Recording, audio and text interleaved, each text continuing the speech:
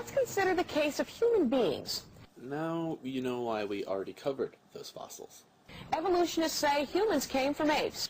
Actually, humans are apes. We have much finer body hair, walk upright, and have a slight intelligence advantage, but to be brutally honest, we're little more than inbred mutant apes that are balding. For years, some scientists tried to pass off certain fossil discoveries as the missing link between the two species. The problem is, every last case was shown to be either a fraud or an error. Why Miss Folger chose to use such juvenile antics is a mystery. We employ such tactics in our long videos because we know many of you have ADD and we need to snap your attention back to us. However, as previously shown, there are a great many number of hominid fossils. Darwin's answer is that we and modern apes have evolved from some common ape-like ancestor millions of years in the past. Dr. Donald Johanson, director of the Institute of Human Origins at Arizona State University, discovered Lucy, an alleged ape-to-man missing link. There is nothing alleged about the Australopithecus afarensis specimen known as Lucy. Here's what Dr. Johanson said in a NOVA program on PBS. I was headed back to my Land Rover. It was about noontime, and I was going to drive back to camp.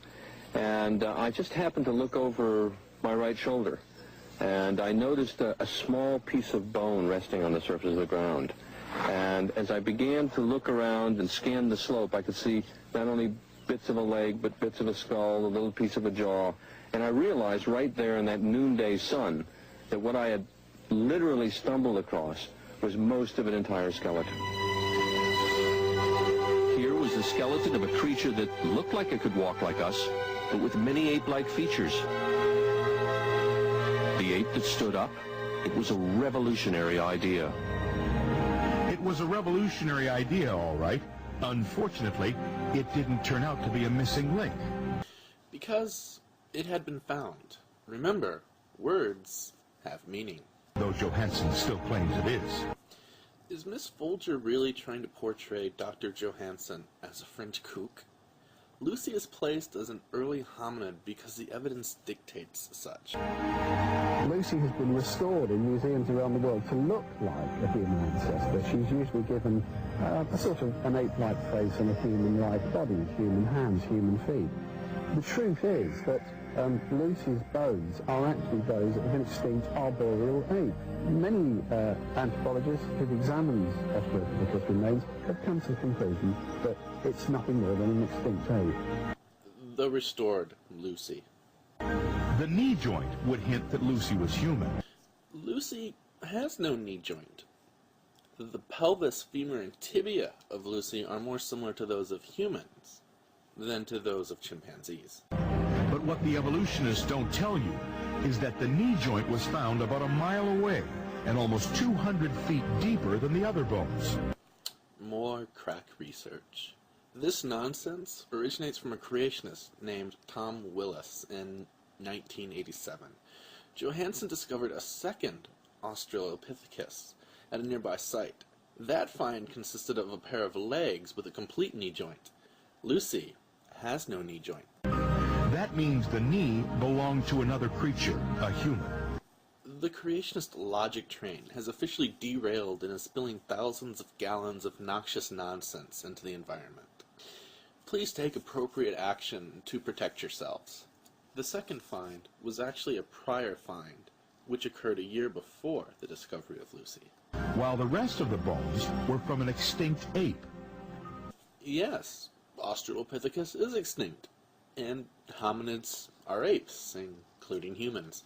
For it to be a missing link, fossils would have to show that the intermediate creatures had the capacity to make tools and walk erect. That goalpost just keeps moving. It is not enough that Australopithecus has been shown to be adapted to bipedal locomotion. Miss Folger wants a fossil found holding a shovel. Quality humans possess. As well as chimpanzees. Yet no such fossils have ever been found. Tool use has been observed and is well documented in chimpanzees. It is not a defining characteristic of humans. Additionally, fossils are the remains of organisms which have died. It is rather difficult to observe them doing much of anything. let alone using tools. Walking upright is something that only humans can do. Is it really? And it needs a special kind of knee joint. There are many other adaptations needed for bipedalism than those of the knee. Changes in the pelvis and femur are much more crucial and are observed in Australopithecus. One that can be locked straight.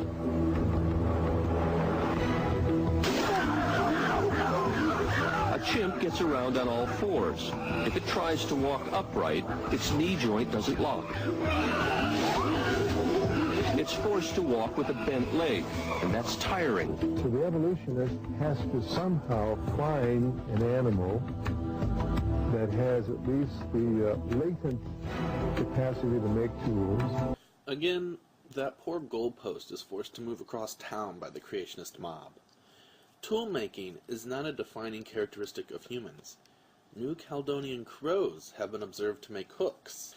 The noble crow, scourge to farmers worldwide, and apparently creation scientists as well.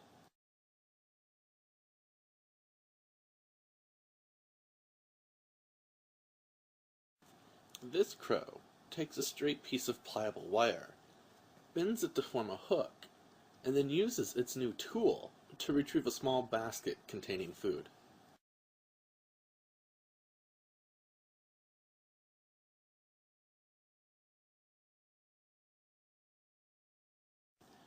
Tool use is not a defining characteristic of humans. Walk erect. Has evolved multiple times. And a relatively large brain. These fossils do not exist. But at this point, you must be thinking, what about all those displays at the museums? Please do not go the conspiracy route. The pictures of an ape gradually becoming upright, like a man. I've seen those with my own eyes.